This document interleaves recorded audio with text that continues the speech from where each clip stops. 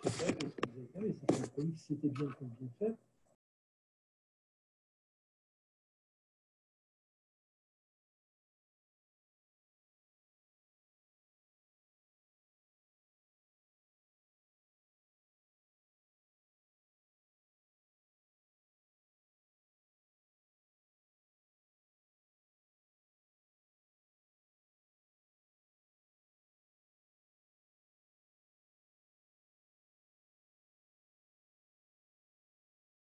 C'est des trucs là qui sont pas mal. Comme du temps, c'est vraiment.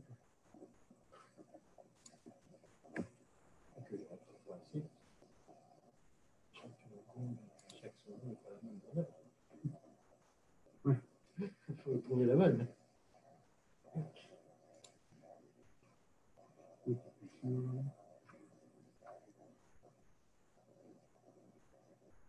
D'habitude, tu n'as pas de soin, mais c'est là, je ne sais pas. Bonjour monsieur, je suis Thomas. Ah, je sais pas.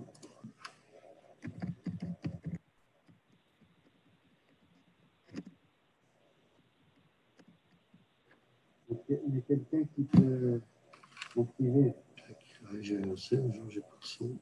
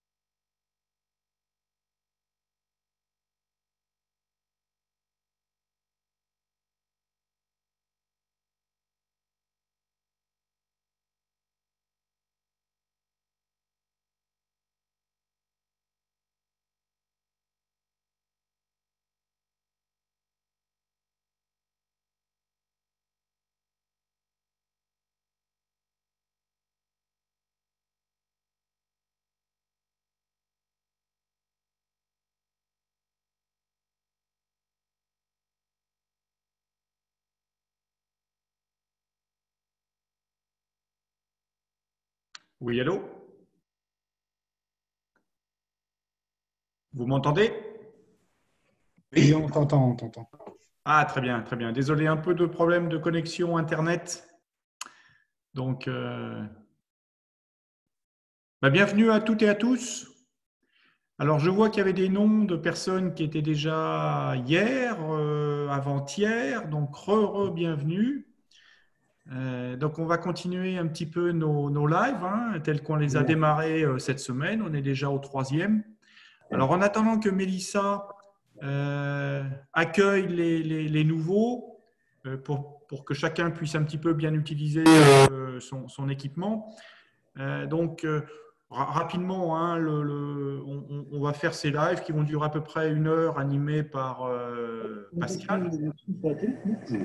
On est bien sur une thématique IPC. Pascal, tu n'oublies pas de couper les... Voilà, très bien. Oui, juste un petit point. On va couper vos micros simplement parce que quand on est une vingtaine ou une trentaine en même temps, c'est pas évident avec les bruits de fond. Et si toutefois Pascal a quelques problèmes pour couper vos micros automatiquement, allez dans votre barre des tâches en bas et coupez votre micro. On vous le redonnera, bien entendu, pendant la présentation, quand vous poserez vos questions, puisque la manière de poser vos questions, c'est dans la barre des tâches en bas. Vous avez un outil qui s'appelle Converser. Ce sont les chats, donc n'hésitez pas hein, à répondre là-dessus. En attendant que l'on démarre, si vous pouviez, justement pour utiliser ce chat conversé, on verra après, voir si ça marche, nous envoyer votre nom, prénom, on doit l'avoir, mais pas pour tous, la société où vous travaillez, votre fonction rapidement, le département aussi géographique où vous êtes, comme ça permet de voir un petit peu d'où vient une personne, et puis un petit peu un sujet particulier sur les PC, comme ça Pascal tout de suite, il pourra se préparer à vos questions. Hein, n'hésitez pas à remplir, ça nous permettra de voir. Oui, juste un petit point, Thomas de CPLEC qui est avec nous, individuellement par chat, vous demandera vos coordonnées sur lesquelles on peut vous joindre actuellement pour vous transmettre les documents, pour refaire un point avec vous. Donc, n'hésitez pas. Alors, bien sûr, si ça vous gêne, vous répondrez non, mais ce sera de manière ponctuelle et vraiment pour qu'on garde le contact. Alors, le principe de ces lives, hein, comme on l'a défini, ce n'est pas de la formation, puisque faire une formation brasage ESD ou même IPC, c'est plutôt en journée, hein, ce n'est pas en 1 heure. C'est plutôt déjà de la convivialité et de l'échange, hein, pour éviter qu'on reste un peu perdu chez nous, et puis aborder vos problématiques aussi. Ces lives évolueront en fonction de ce que vous nous dites, de ce que vous voulez voir. Aujourd'hui, on est parti sur 3 lives par semaine, ESD, brasage, qualification et IPC. À venir, on est en train de travailler sur des lives liés au télétravail, la reprise d'activité, comment ça va se passer, donc essayez d'avancer là-dessus. On a nos experts Pascal, Movigo, A2J, Inotelos, qui sont là vraiment pour vous écouter, pour vous accompagner. Et puis, comme je le disais tout à l'heure, posez vos questions avec Converser. Hein. Alors, pour le moment, je ne vois qu'un seul, c'est M. Eric Jay qui a répondu. Merci, Eric, à ce point-là. Si les autres pouvaient répondre, même si vous avez déjà répondu hier, ça permet aux autres de voir un peu d'où vous venez, qui vous êtes. Voilà, merci. Vous aurez un retour systématique sur la séance par un enregistrement de la présentation. On ne laisse pas les slides, mais on vous laissera un enregistrement, vous le recevrez. Hein. Donc, voilà un petit peu les différents points que moi j'avais à vous dire. Je ne sais pas si Mélissa, tu es prête, toi, pour continuer, pour avancer? Oui. Oui. Alors, je reviens sur l'aspect converser chat. Est-ce que Thomas, tu peux m'écrire quelque chose? Que je ne reçois pas grand-chose. Si quelqu'un peut m'écrire. Ah voilà, Tristan Laïki, responsable GEA, qui me répond. Donc, ça marche. Oui, ça marche. OK. Donc, Clément Rondeau. Clément, si on pouvait avoir la société et le département. Voilà, comme ça permet à chacun de voir un petit peu. Voilà, puis les autres, Carrie, très bien, 26. Eh bien, Clément, il faudra souhaiter le bonjour à Sylvain. J'étais avec lui il n'y a pas longtemps. Voilà. Cerco. Ah, j'avais Cerco. Cerco est parti. J'avais un Cerco tout à l'heure. On avait un Cerco hier. On n'a pas du tout retrouvé qui était Cerco. Donc, si la personne de Cerco peut se dévoiler. J'ai RecoVO, merci 42, merci de couper le micro. Voilà. Et puis, on va pouvoir avancer. Mélissa, je te passe la parole. Oui, merci Jean-Pierre. Bienvenue à tous. Merci d'être avec nous pour ce 3e live de la semaine. Donc, ça fait plaisir de voir qu'il y a des personnes qui sont avec nous depuis mardi. Alors, merci à vous. J'espère que ces lives vous intéressent et vous permettent un petit peu d'échanger ou de trouver des nouvelles thématiques. Donc Jean-Pierre l'a déjà dit, mais un petit rappel sur les règles à utiliser. On vous coupe les micros pendant la présentation. La webcam, c'est libre à vous. Le chat est là pour si vous avez des questions, si vous avez un problème d'audio ou de visuel. Et après, à la fin, en fonction des questions-réponses, là, on réouvrira les micros. Donc, pour ceux qui n'étaient pas avec nous les 2 jours de la semaine, nous organisons 3 lives par semaine d'information, les mardis, mercredis et jeudis. Donc là, cette semaine, on a abordé différentes thématiques, notamment les ESD mardi, le brasage hier et aujourd'hui, c'est l'IPC. La semaine prochaine, on va approfondir ces thèmes. Donc, on va rester sur les mêmes thématiques, ESD, brasage, mais on va approfondir certaines spécificités. Donc, le programme vous sera envoyé là d'ici fin de journée ou demain matin. Donc, rendez-vous au même jour, mêmes horaires si vous êtes intéressé. En tout cas, c'est vraiment fait pour être des moments d'échange. Donc, n'hésitez pas à utiliser le chat. Et voilà, je vous laisse entre les mains de Pascal pour la suite de cette présentation. Merci. Merci Mélissa. Eh bien, bonjour à tout le monde et bienvenue.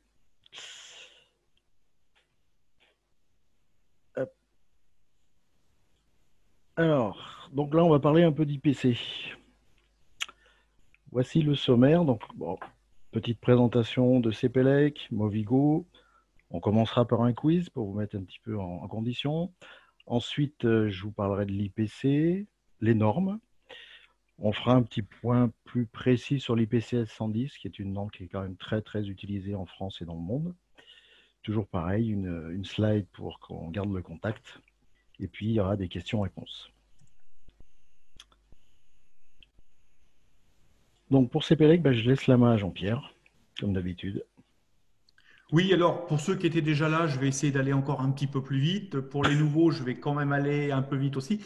Donc si vous avez besoin de renseignements complémentaires, vous avez toute l'équipe commerciale, mais ça permet de situer un petit peu ce qu'on veut faire. Donc CPLEC s'appuie sur 3 activités. On est concentré, on va dire à 70% sur l'électronique. C'est notre histoire, hein, plus de 30 ans dans ce domaine-là. Les sous-traitants, les donneurs d'ordre, les laboratoires, donc tout ce qui gravite autour de l'électronique, où on intervient sur la fiabilisation, l'accompagnement pour la fiabilisation des process d'assemblage de cartes. Hein.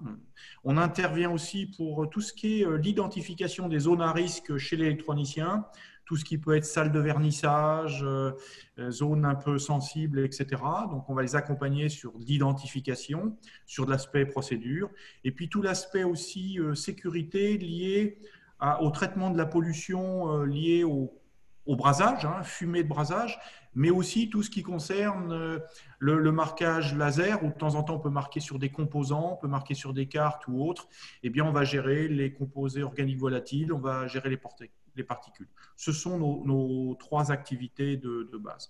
On s'appuie, et ça, c'est ce qu'on essaye de faire vraiment, sur une offre globale à forte valeur ajoutée. Sachant que la valeur ajoutée, pour moi, c'est ce que reconnaît le client, ce n'est pas ce que nous on affiche. Alors, on accompagne les industriels, comme on l'a dit, process d'assemblage, avec des approches sur, premièrement, un diagnostic, où on envoie nos équipes, nos experts, et qui vont derrière aboutir sur soit des audits un peu plus complets, soit de l'aspect formation, formation qualifiante, on a formé plus de 500 personnes l'année dernière, soit des solutions techniques apportées par nos fabricants partenaires. CPLEC, je dirais, à contrario de certains confrères, ne cherche pas à avoir 150 marques. Nous, au contraire, on travaille que 10 fabricants majeurs, mais avec qui on a des relationnels très, très forts et avec un accompagnement dans le temps. Alors, notre démarche, elle est là pour, dans l'usine, je dis bien, apporter au collaborateur tous les moyens dont il a besoin en prenant en compte la sécurité. Donc, l'ergonomie, c'est analyser le process, le poste de travail, qualité de vos travail. On l'a vu, l'identification des zones à risque, ça c'est très important, traitement. Et pour ça, on travaille beaucoup avec les RH, la direction, les CHSCT. Alors, on propose un accompagnement comme je dis toujours, avec nous, vous n'avez pas de chance parce que vous êtes là pour les 5 prochaines années. Offre globale, ce qui veut dire qu'on vous fournit le PC, le logiciel, et si ça ne marche pas, bah, vous avez une personne à qui vous adressez. Donc notre offre, c'est des expertises, des formations, des solutions techniques. Et derrière, le point, c'est l'obligation de résultat. Si la formation qu'on vous a faite ne vous convient pas, on la refait. Si le produit qu'on vous a fourni en fonction d'un cahier des charges ne convient pas, eh bien, on vous le change. Donc là, quelques exemples, hein. Audit process, qualification, alliage, formation qualifiante, IPC. On travaille aussi sur des conduites de changement, solutions de brasage, traçabilité, etc. Et pour terminer, en fait, notre expérience depuis plus de 30 ans avec nos électroniciens, on l'a mis au service d'autres industriels qui nous ont consultés. Identification des zones à risque, eh bien, on a par exemple aujourd'hui un contrat avec Vicat pour travailler sur leurs procédures de consignation dans leurs entités, leurs 23 entités en France. On travaille aussi énormément dans tout ce qui est marquage, gravage laser, cosmétique, agroalimentaire, pour traiter tout ce qui est la gestion des particules avec des services. On les aide sur le document unique, on travaille sur l'identification très précise des particules, recyclage des filtres, etc. Voilà très rapidement brossé CPELEC. CPELEC, l'équipe, c'est les salariés de CPELEC, bien entendu, c'est les experts partenaires avec qui on travaille, c'est nos fabricants spécialistes, ce qui fait une trentaine de personnes sur toute la France, Suisse, Belgique, vraiment à votre disposition. N'hésitez pas et surtout, abusez. Allez, bonne journée. Merci Jean-Pierre. Donc, je vais vous parler rapidement de Movigo, donc société de services en électronique. Et on propose une approche globale avec des services à la carte. Donc, on est spécialisé dans 2 domaines, le brasage manuel et l'IPCA 610, la prévention et la maîtrise des ESD. On met notre expertise à votre disposition dans les normes IPC, d'où cette présentation. Donc, je suis traîneur certifié sur l'IPCA 610, mais j'ai des connaissances aussi sur le WHMA 620 qui concerne plus tout ce qui est faisceau et fil. Et puis l'IPC 7711, 7721, qui est une norme intéressante aussi, qui concerne tout ce qui est reprise et réparation d'un PCBA. Et puis bien sûr les normes ESD, donc notamment les normes internationales 61345-1, 5-2. Donc Movigo est membre expert de la commission de normalisation de l'AFNER, le UF101, électrostatique, et de plusieurs groupes de travail du comité technique international, donc l'IEC TC101. Donc on participe à la mise à jour, à la création de nouvelles normes. On a une approche globale donc, dans ces 2 domaines qui consiste à faire des audits, donc, notamment pour les ESD, du conseil, enfin, des conseils et de l'accompagnement aussi, bien sûr, et puis des formations à tout niveau pour plusieurs types de publics dans vos entreprises. Ça va de l'opérateur jusqu'au coordinateur, par exemple, et puis aux spécialistes IPC à 610. Très bien pour Movigo. Donc, on va commencer par un petit quiz. Donc, je vais vous solliciter et utiliser l'outil Converser. Donc, première question, que signifie le sigle IPC? L'Institut du circuit imprimé, l'Institut de partage collectif ou l'Institut de la promotion des cobots?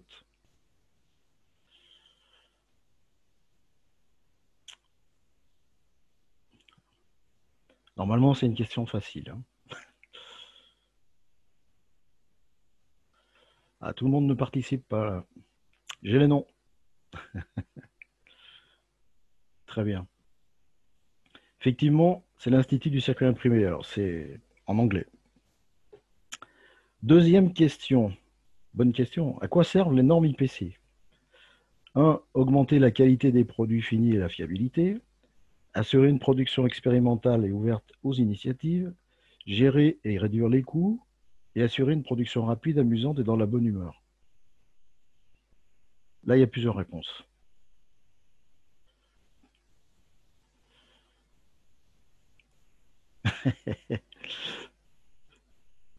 Je vois qu'il y a une personne qui a répondu 4. C'est vrai que ça serait bien d'avoir une production rapide, amusante et dans la bonne humeur. Et ce n'est pas la bonne réponse. Mais ça n'empêche pas qu'on puisse faire ça dans la bonne humeur quand même. Hein. Donc, c'est bien augmenter la qualité des produits finis et la fiabilité, et puis bien sûr, gérer et réduire les coûts. Lequel des énoncés suivants est vrai? Les normes IPC sont utilisées à la place des législations de sécurité gouvernementale. Les normes IPC ne concernent que le brossage et l'assemblage des circuits imprimés. Les normes IPC n'ont pas été modifiées depuis 50 ans. Ça se saurait. Les normes IPC sont utilisées à chaque étape du processus de fabrication d'un circuit imprimé. Il n'y a qu'une réponse là. Alors, je ne sais pas qui c'est qui m'a répondu 5, mais non, il n'y a pas.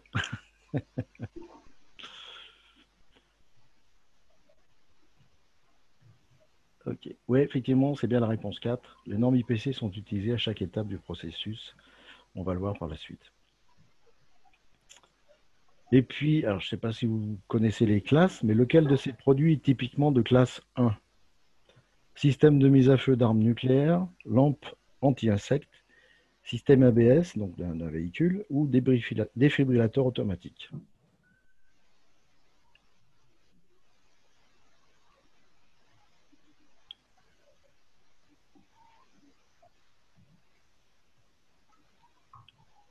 Tout le monde a répondu? Effectivement, c'est la lampe anti-insectes. Donc on verra après, je vais vous parler des classes. Et puis, parmi les propositions suivantes, laquelle représente l'ordre correct de fabrication d'un circuit imprimé? 1. Conception, fabrication de circuits, montage, nettoyage. 2. Conception, assemblage, production, expédition. 3. Assemblage, conception, nettoyage. Et 4. Assemblage, nettoyage, revêtement, fabrication du circuit.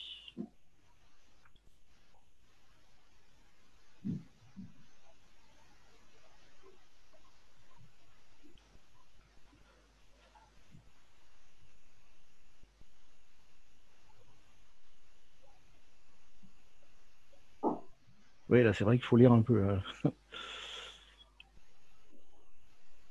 Ok. Eh bien, c'est conception, fabrication du circuit, montage, nettoyage et revêtement. Selon l'IPC, hein, toujours.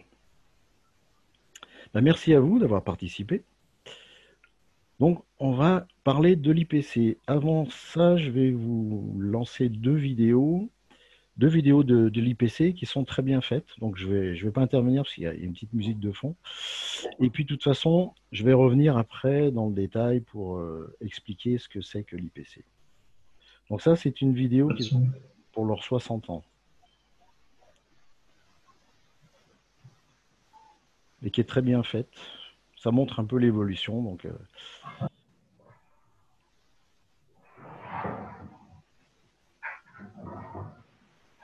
Pascal, il y a des micros qui sont encore ouverts, si tu pouvais les Le premier fermer, s'il te ordinateur plaît. fabriqué en 57, il s'appelait Elliott.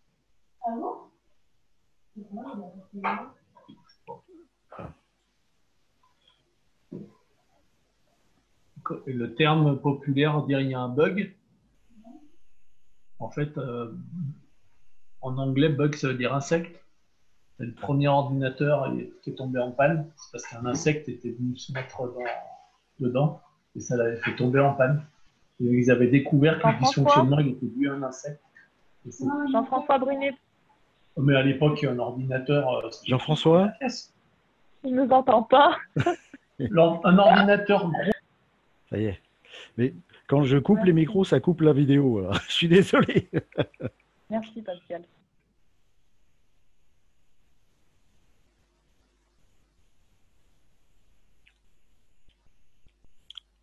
C'est les joies du direct, ça.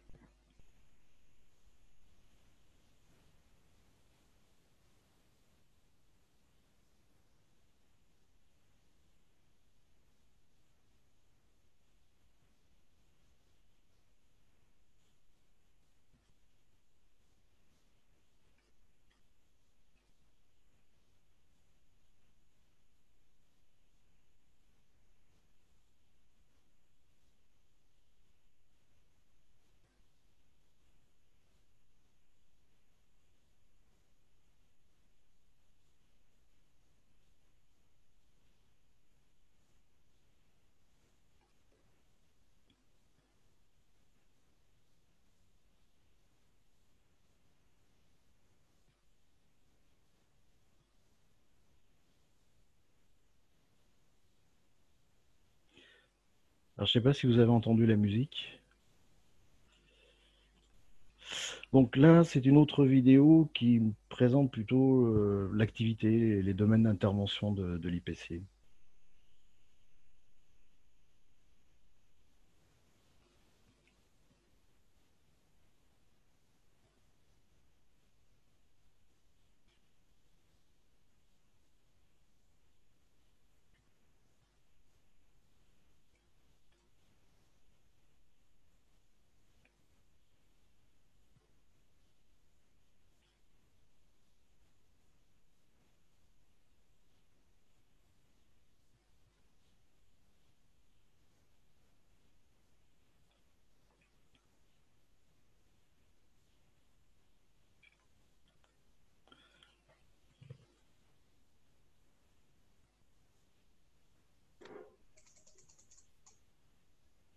Euh,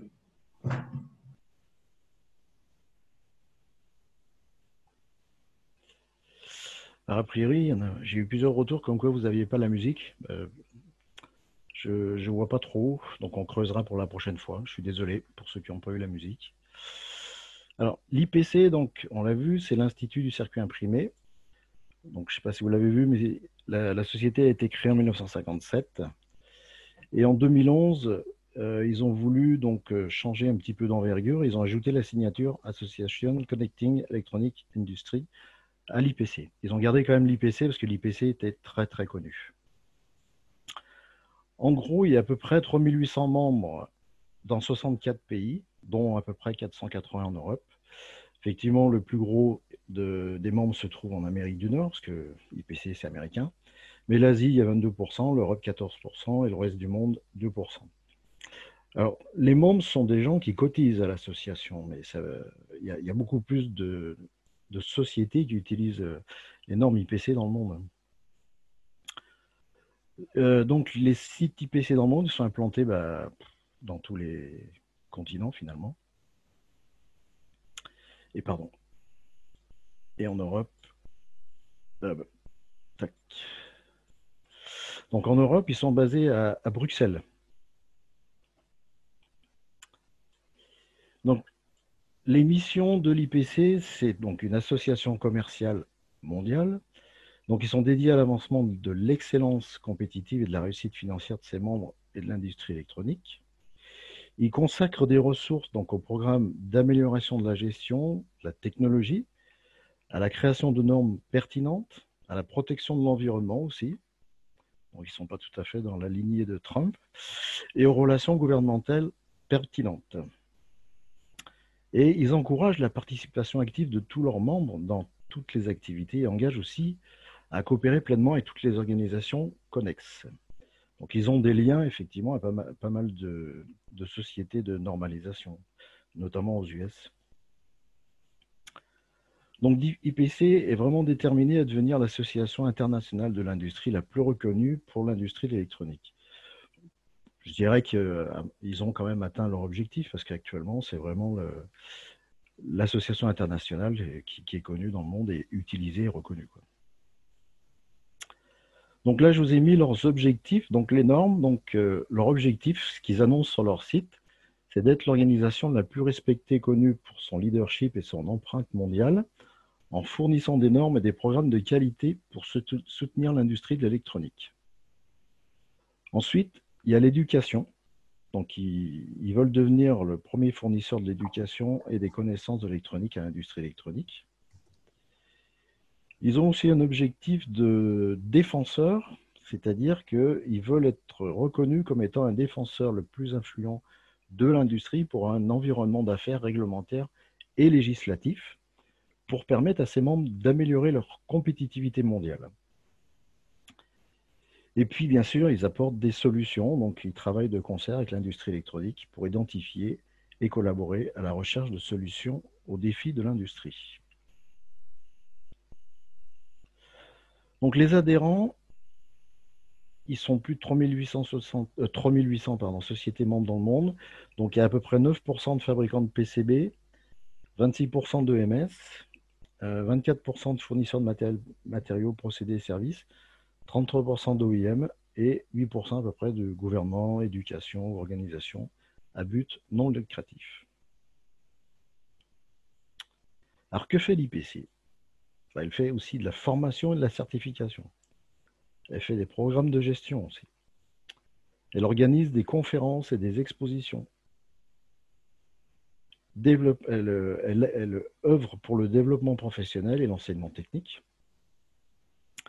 Ils réalisent aussi des études de marché qui sont accessibles sur leur site, peut-être pas forcément dans le détail, et ils réalisent aussi quelques statistiques qui peuvent être intéressantes pour se situer un petit peu dans le marché de l'électronique. Et ils font aussi bien sûr la promotion de la politique publique. Alors, un petit point sur les conférences et expositions. Donc là, vous voyez un petit logo qui s'affiche, c'est PC2A. Donc PC2A, c'est une association grenobloise que certains connaissent certainement, qui permet aux industriels du monde de l'électronique opérationnelle chercheurs de trouver une réponse à leurs problématiques. Leur credo, donc, c'est Improve Together, c'est s'améliorer ensemble.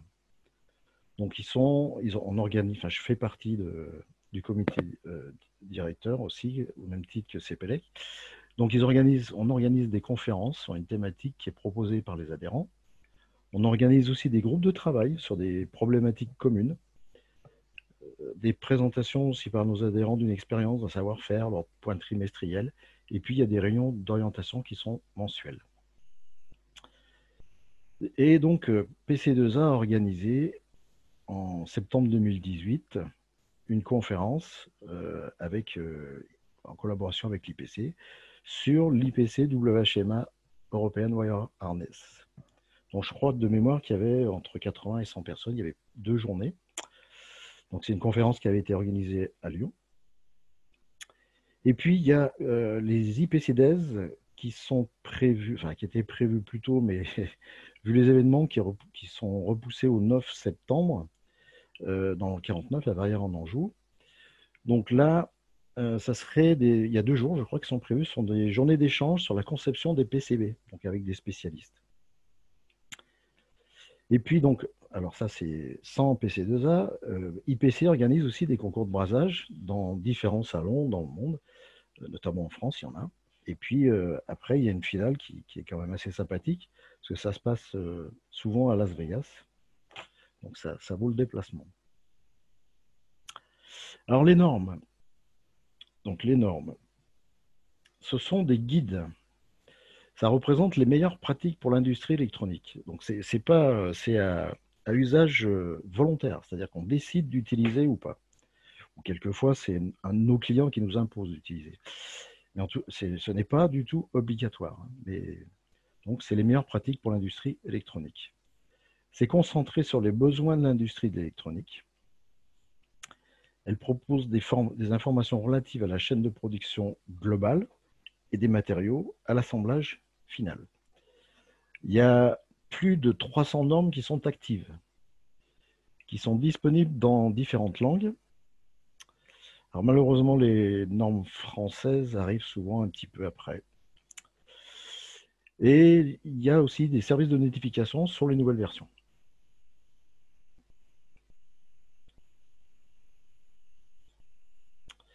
Alors pourquoi utiliser les normes? Ça permet d'augmenter la qualité de ces produits, les produits finis, et puis la fiabilité. Et puis, un outil très important, c'est que ça améliore la communication externe et interne. On a un document de référence sur lequel on peut s'appuyer, on parle la même langue, on parle des mêmes choses. Ça évite toutes les dérives. Donc c'est un vrai référentiel qualitatif pour les donneurs d'ordre et les sous-traitants, les EMS. Ça permet aussi de gérer et réduire les coûts. Parce que souvent, quand je fais des formations IPC 110, je m'aperçois qu'on fait beaucoup de surqualité. Qui dit surqualité, donc on passe plus de temps, et le temps, c'est de l'argent. Ça permet de rationaliser les critères. Donc ici, vous trouvez l'arbre des normes générales. C'est un document qui n'est peut-être pas très lisible parce qu'il est assez condensé. Mais on voit qu'il y a des normes dans tout ce qui concerne finalement l'électronique. On trouve des normes sur les composants, sur les câbles, l'opto, sur le design, sur les interfaces, sur les PCB. Ensuite, ici, on a l'arbre simplifié des normes qui est un peu plus digeste, on va dire. Donc, les couleurs correspondent, par exemple, le vert, c'est le design, le bleu, c'est la fabrication des PCB, et ce qui est jaune, c'est assemblage et brasage, et nettoyage et test. Donc, vous trouvez les normes ici, et à côté, vous avez des documents qui sont des documents support. Si on prend, par exemple, une usine de fabrication, on voit donc à chaque étape, vous avez des normes qui sont là pour vous aider. Il y en a qui sont vraiment des... Alors, tout ce qui est HDBK, c'est plutôt des handbooks, donc c'est plutôt un guide plus qu'une norme, mais ce sont des outils très utiles. Donc, à chaque étape du process, on va trouver une ou plusieurs normes qui nous permettent de pouvoir faire de la qualité.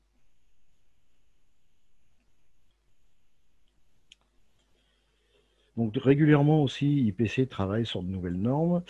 Donc, actuellement, ils sont en train de travailler sur la conception et la mise en œuvre de l'assemblage des composants 3D, flip chip et composants à connexion matricielle, les composants embarqués, l'exigence pour les matériaux fonctionnels pour l'électronique imprimée. J'ai vu qu'ils ont déjà commencé à sortir quelques normes par rapport à ça. Donc, ils suivent vraiment l'actualité. Hein. Et par exemple aussi, ils travaillent sur des normes sur l'inspection optique automatique, caractérisation et vérification.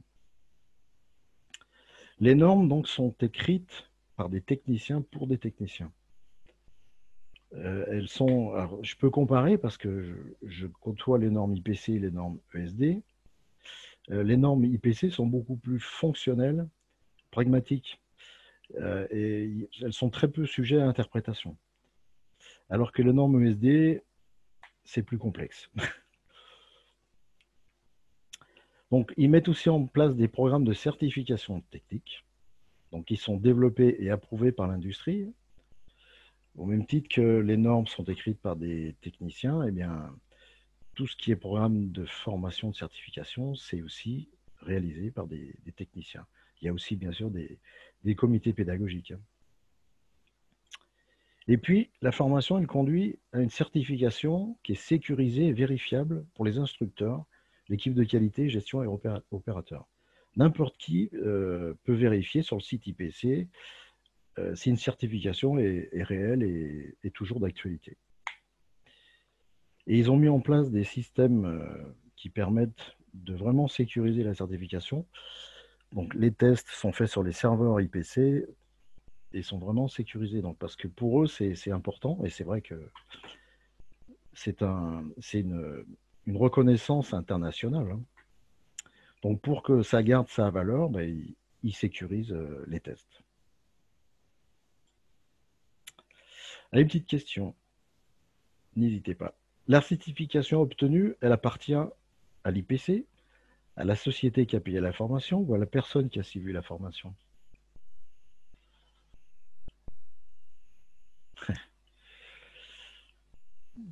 Ah, déjà, est-ce qu'il y a des personnes qui sont déjà certifiées IPC 110 par exemple,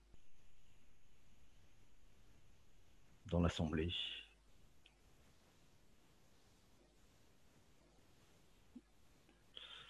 Donc effectivement, c'est bien, la certification appartient à la personne qui a suivi la formation.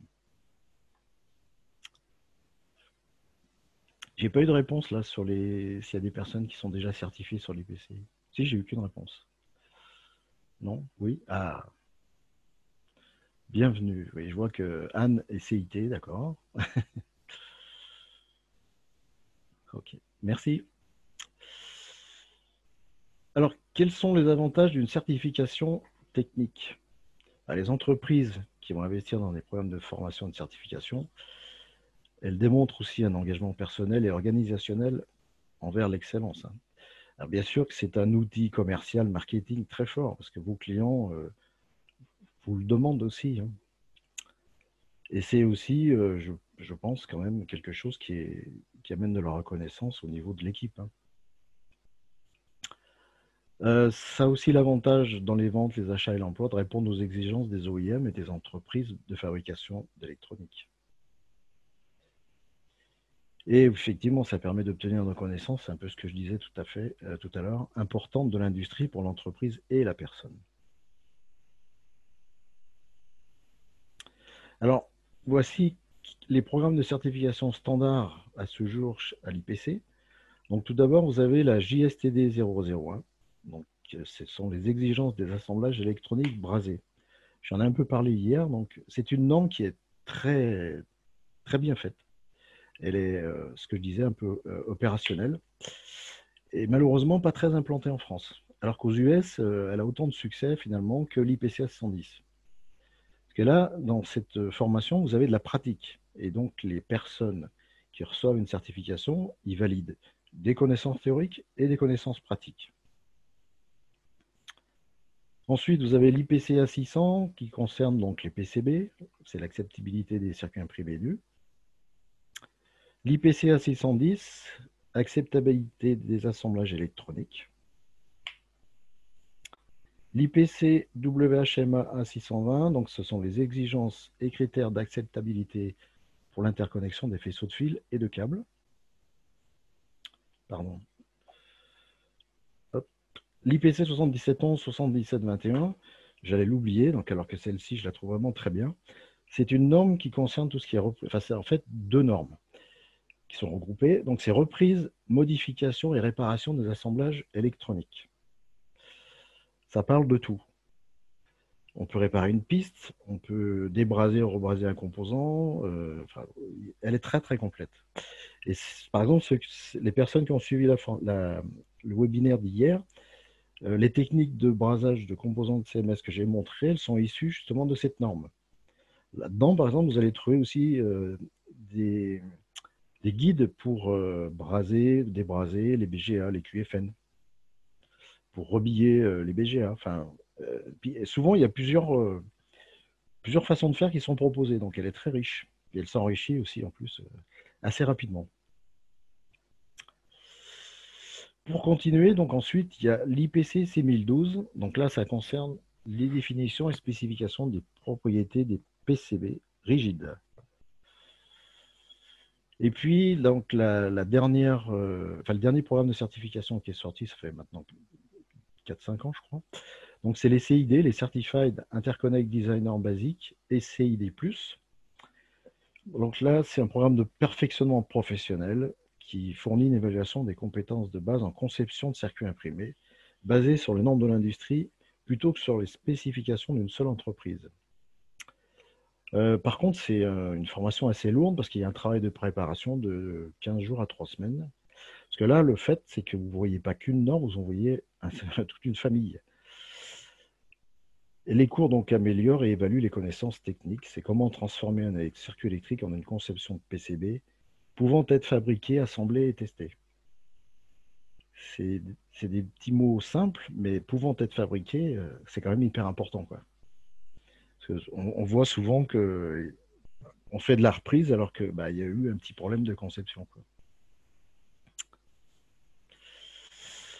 Voilà. Donc l'IPCS 110, c'est le best-seller en France. L'acceptabilité des assemblages électroniques. La dernière édition, c'est l'indice G d'octobre 2017, qui est arrivé en France, je crois, 1 an et demi après. Hein. On pouvait acheter la version américaine, mais la version traduite en français, elle a mis un petit peu de temps. La première édition date de 1983. Donc c'est une des normes les plus dynamiques parce que à peu près tous les 4 ans, il y a une mise à jour. Bon, par contre, la révision G par rapport à la révision F, il n'y a pas eu de gros changements. Il y a eu 2-3 petites choses, notamment sur le collage, des corrections de petits bugs, mais pas grand-chose. Et c'est important de le préciser aussi, c'est que ce sont des critères visuels, donc l'outil de contrôle, c'est l'œil. Et il faut faire très attention, parce que le piège que tout le monde, dans lequel tout le monde tombe, c'est de regarder les photos et puis de trancher par rapport aux photos. Non, les illustrations, elles sont juste là pour vous guider, pas pour décider. C'est le texte qui fait foi. Il faut lire le texte. La photo va vous dire, oui, je suis au bon endroit, je regarde la bonne chose. Et une petite pub, donc CPELEC forme et certifie des spécialistes IPCA 610. Alors, que contient l'IPCA 610 ? Tout ce qu'il y a sur un PCB A. Donc, tout d'abord, dans la norme, vous avez ce qu'on appelle les avant-propos, documents applicables et manipulations. Donc, c'est un chapitre qui est assez dense aussi, Donc, on trouve des définitions de termes, les documents applicables, donc c'est les liens avec les autres normes, notamment l'ESD par exemple, des tableaux pour les grossissements, enfin, tout un tas de choses qui sont très importantes. Ensuite, on parle des accessoires. Donc, ça va de la visserie au dissipateur, enfin voilà. Le brasage, les connexions de bornes, donc c'est tout ce qui touche tout ce qui concerne les bornes, qu'elles soient bornes CERTI pour la fixation, voilà, qui servent à connecter des fils. Ensuite, le chapitre suivant, c'est technologie des trous traversants. On trouve les trous métallisés, les trous non métallisés. L'assemblage monté en surface, qu'ils appellent TMS, technologie de montage en surface. Ensuite, il y a un chapitre sur les composants endommagés, donc comment trancher quand on examine et qu'on voit qu'il y a un composant qui est endommagé. Circuit imprimé et assemblage, pareil, c'est sur les défauts. Connexion enroulée sans brasure, wrapping, qui est un peu en perte de vitesse. Et puis, le dernier chapitre, c'est un chapitre sur la haute tension, mais c'est lié au brasage. Dans la formation, les deux chapitres brasage et haute tension sont réunis. Et ensuite, donc, je finirai sur la classification selon l'IPC. Donc, il y a 3 classes qui sont définies. Il y a la classe 1, c'est ce qu'on appelle les produits électroniques généraux. Donc, en général, ça concerne le grand public. Alors, autant dire qu'en France, de la classe 1, il y en a très, très, très peu. L'objectif de la classe 1, c'est on fabrique un produit, il doit fonctionner. Point. Combien de temps on s'en fout. Classe 2, produits électroniques spécialisés. Bon, ça s'adresse plutôt aux professionnels. Donc, on veut un fonctionnement ininterrompu. Mais si jamais il y a une panne, ce n'est pas critique. Par rapport à la classe 3, où là, donc, on parle de produits électroniques haute performance, donc des industriels peuvent très bien décider de passer en classe 3, pourquoi pas. Ça va toucher tout ce qui est le ferroviaire, l'aéronautique, le médical, l'automobile. Finalement, tout appareil électronique qui peut avoir un impact sur la vie humaine, ou alors dans l'aérospatial, si on envoie un satellite et qu'il tombe en panne, ça va coûter un peu cher la réparation. Donc là, c'est interruption de fonctionnement non tolérée. Et les pannes sont vraiment critiques.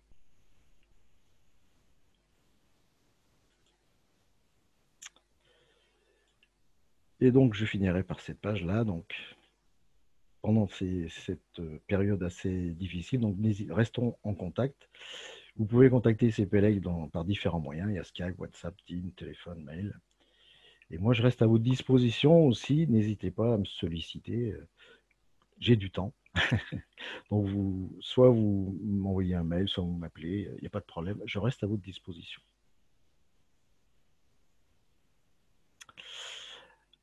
Alors, c'est le moment de poser des questions, si vous en avez. Alors, je vais juste reprendre un petit peu, parce que je crois que j'ai vu quelques questions. Enfin, au moins une en tout cas.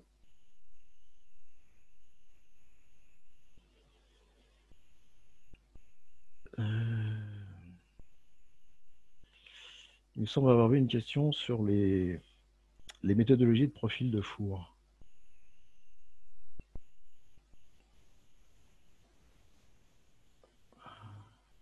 Cerco. Non, c'est pas Cerco.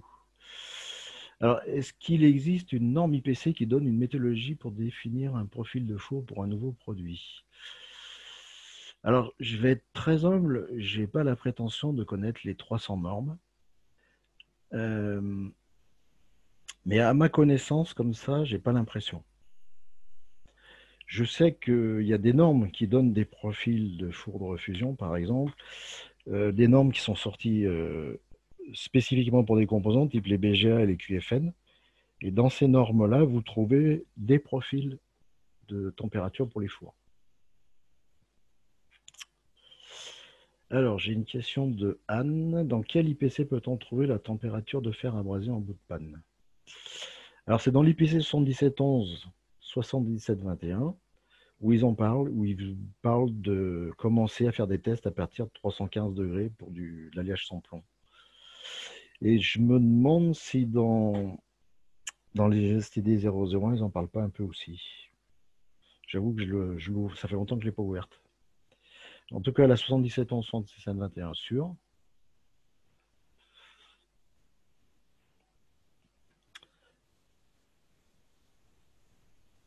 Oui, pour les profils de four, oui, c'est vrai que c'est plutôt la source, c'est plutôt la datasheet du composant qui va vous donner les paramètres. Donc forcément, ça ne sera pas dans une norme. Excepté, je vous dis, les BGA et les QFN, où dans les normes, j'ai vu qu'effectivement, ils parlaient de profil de température.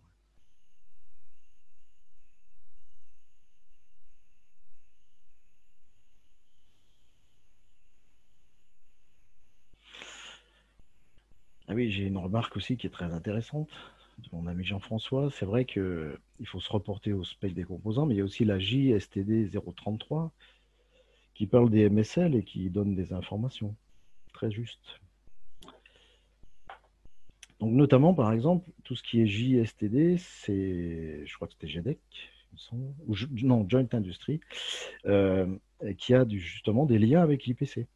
À un moment donné, ces normes-là étaient gratuites, puis du fait qu'ils se sont rapprochés de l'IPC, elles sont devenues payantes.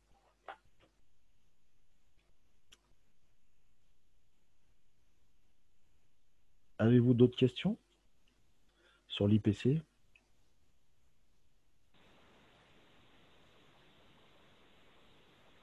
Si vous n'avez pas d'autres questions, merci déjà à Pascal pour la présentation. Merci surtout pour votre présence et le temps que vous nous avez consacré.